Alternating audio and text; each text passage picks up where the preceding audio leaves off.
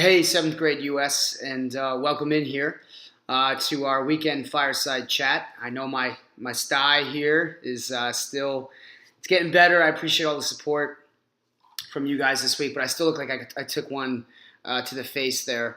Um, the topic tonight is on Native relations, and the good news is we've had a lot of foundational discussion on how the Europeans who came to the New World interacted with the natives, dating back to the encomienda system we discussed in the Spanish Empire. We're also going to talk about the Spanish again tonight and go over one critical example. But we're also going to talk about the French, who we initially mentioned with regards to the fur trade. And the French had a great relationship with a lot of native groups due to the fur trade. And then, of course, we'll talk about the English. So what do you say we start with the Spanish, shall we? As we know, the encomienda system was one way the Spanish interacted with the natives. But over time, the Spanish moved towards slavery of Africans, and the encomienda system fell apart. Now, the Spanish Empire was massive. It was all over Central America, South America, the southwest part of the United States, including our home state of Arizona. And interestingly, the results for the natives in the Spanish Empire were not very good. In fact, let's just take a quick time out and make sure we get this down. I should have said this earlier, and I'm not going to go back and redo it, so bear with me here. It's Friday after all, and I'm still in my work clothes, so I'm just thinking about you guys all the time. And oh yeah, shout out to all the Dairy Queen peeps out there. I saw a bunch of the 7 USers out in Dairy Queen, so hope you guys enjoyed the ice cream. And thanks for supporting our Red Cross Club and all the hurricane victims out there. So the common theme for tonight, really, and I should have said this from the start, the common theme for today's discussion is really about how the more the colonies grew, and I'm not just talking about the English colonies, but any of the colonies, the more problems there were for Native Americans. I mean, that's pretty much take it to the bank, cash that in. That's hardcore truth here to tonight's theme. So with that in mind, as we look at our three regions, our three empires, the Spanish, French, and British, who we've been spending most of our time with, with the Spanish, they conquered the Aztecs, they conquered the Incas, the smallpox comes in, and most native tribes were subjugated, to being a part of the Spanish Empire. But there's one example I'd like to share with you that's kind of the outlier, and it takes place relatively close here to Arizona, over in New Mexico, our neighbors to the east. The Pueblo natives, a tribe called the Pueblos, who got their name from the houses they built, the Pueblo houses. The Pueblos led a successful uprising against the Spanish rulers in the 1680s. So around the time we've been talking about with like Pennsylvania and whatnot starting to become a colony. So late 1600s. And the Pueblos, they overthrew the Spanish in their area. They actually expelled them temporarily. And this uprising is known by two names, either the Pueblo Uprising or Pope's Rebellion. Pope, P-O-P-E, with an accent. And Pope was the name of the native leader from the Pueblo tribe that led this uprising.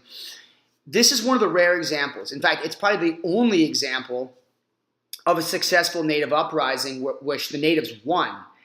But it's temporary. Okay, that's the point. About 10 years after the Pueblos overthrew the Spanish regained their authority, and they took over the Pueblos again. So the Pueblo uprising was a short-lived success, but it's an outlier example because it was one of the only times native groups were actually successful in overthrowing the Europeans. Let's take it now a moment to talk about the French and their relationships with the natives. Now, by and large, the French of all the three, the Spanish, the English, and the French had the best relationships, and that's because they were here basically in the Americas primarily just to trade. They weren't there to colonize and set up large cities like the English and the Spanish were. They weren't conquering territories. So the French were there for the fur trade specifically, but other goods as well. And the French, when they settled, they sold small villages, small trade posts. In fact, a lot of the French that came over were men. Many French women weren't coming over in large numbers to build families and settlements. It was very much a trade and business, economic settlements all throughout the Mississippi River Valley and Canada and parts of today modern-day New York and Maine. But the point being, the French enjoyed the best relations of any of the groups. Doesn't mean the French weren't didn't have skirmishes or didn't fight against the natives at all. But by and large, the French had the best relationships. And there's even evidence in a lot of cases of the French intermarrying with Native Americans and French spreading religion, their Catholic religion, writing the Bible in French so that natives could learn the Bible faster, or translating it into native languages even too. So the French was probably the country, that's probably what you want to remember. The French people formed the best relationships with Native Americans, much more than the Spanish, and certainly much more than the English. I mean, the English, and that's where we've been heavily focusing on, the English refused to accept, in most cases, the natives into their culture. There was almost no intermarriage. Natives were preached to, but it was sort of the English way or the highway.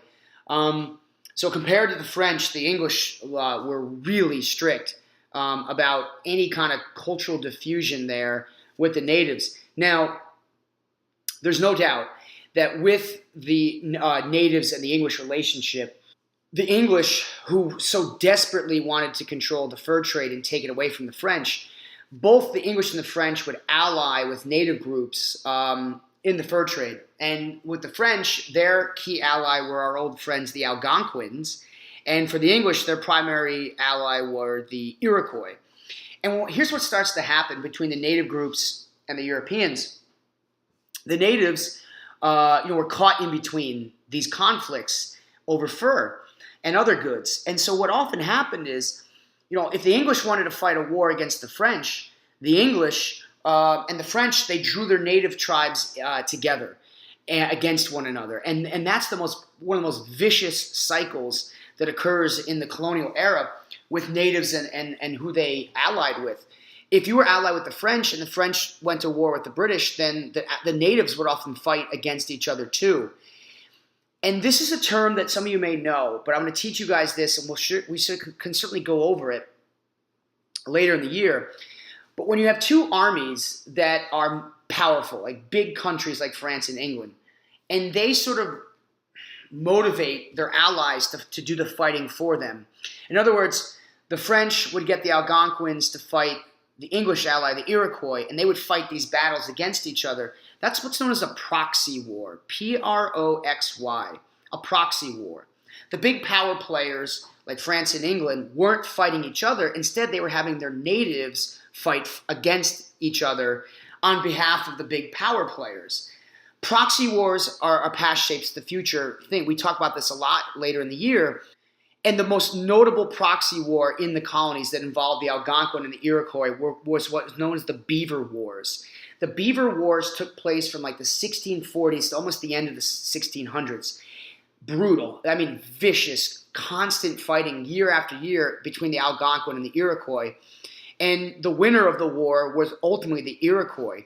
And the French and the British, they both armed and supplied their respective native allies. But in the end, the Iroquois won a decisive victory. And that meant, surprise, surprise, a victory for the English. And that's all going to create more wars between the English and the French, something we're building up towards here as we get into the middle of September. So you got the Beaver Wars is actually a war that's very important to know as a proxy war and as a war between the Iroquois and the Algonquin. Two other conflicts I want you guys to be aware of. This involved the English against Native Americans in New England. In the 1640s, a brutal war was fought, and this war was named the Pequot War. Pequot, Pequot. And the Pequot were the tribe that killed this fur trader, and then all heck broke loose. There's one particular instance at a village in Connecticut called Mystic, where English killed believed to have killed up to 300, 400 native women and children. And whoever weren't killed were eventually sold off into slavery. And the Pequots were basically wiped out by the English. Brutal war, brutal result that ended up with the English taking over more and more of the fur trade. But the war that is most notable, and this is the last thing we'll talk about here, is King Philip's War. King Philip was the son of Massasoit, and his native name, by the way, was Metacom. Now recall from our discussion on the Pilgrims, when the Pilgrims first arrived, they allied with the Wampanoag and Massasoit. And Massasoit's son, Metacom, who eventually was called King Philip by the English, he grew up with the Pilgrims and the sons of the Pilgrims and the daughters of the Pilgrims. And that's the most fascinating thing about this war that will eventually break out in the 1670s. The Pilgrims who initially arrived in Plymouth and the Wampanoags like Massasoit and his followers, they worked together, a symbiotic, shout out to Sohan, a symbiotic relationship between the two. But it's the sons and daughters of both the natives and the English who came to New England in such large numbers during the Puritan migration. It was the second generations of both groups that couldn't coexist peacefully. The Puritans were barreling into Massachusetts and Rhode Island and Connecticut, and you still had Plymouth going. And eventually, what happened there is there was just too much growth. The English were just too many, and they wanted more territory, more land, and Metacom, aka King Philip, he wanted to protect the Wampanoags and other tribes as well. And ultimately, Metacom made a very difficult decision, which is that he broke tradition from his father, who had made peace. And Metacom, aka King Philip, he decided to go to war against the English. And this was an awful decision to have to make because of the years of friendship and relationships. And not all tribes were against the English. Some tribes allied against Metacom with the English. But this was a war that cost thousands of English lives. In fact, proportionally speaking, King Philip's War, which only lasted about a year or so, is one of the bloodiest wars in American history. The colonists, the English colonists, lost upwards of 10% of their population. Guys, that is just an astonishing number. They lost almost 10% of their population. The natives were almost all but wiped out. Metacom was killed. You read in the book that his body was paraded and he was beheaded, made an example of. But the victory for the English in King Philip's War is massively important.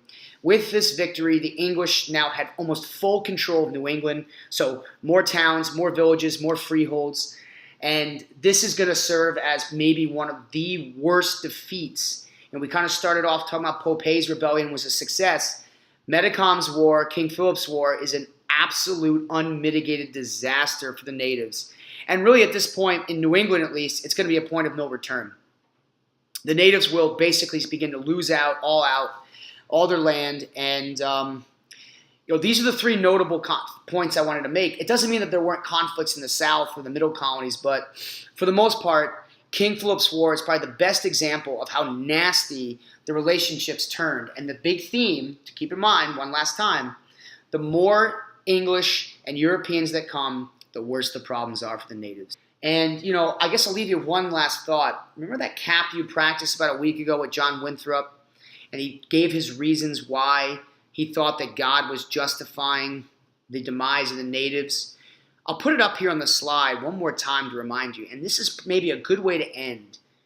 This was the attitude of these New Englanders that fought King Philip's War. They believed as God's chosen people, the city upon a hill people, that it was their destiny, predestination, to take over New England. And with that in mind, these Puritans and these New Englanders, they ransacked the natives at all costs. And it was a shame that both sides couldn't live coexistingly like their parents had done for a generation before that. So again, I leave you with John Winthrop's quote. It's an interesting one compared to Winthrop's other quote we looked at. And we will be practicing some cap here after the test on Wednesday. At some point, I want to get back into caps. But why don't you guys have a great rest of your weekend. Enjoy it. Remember, the past shapes the future. Take care.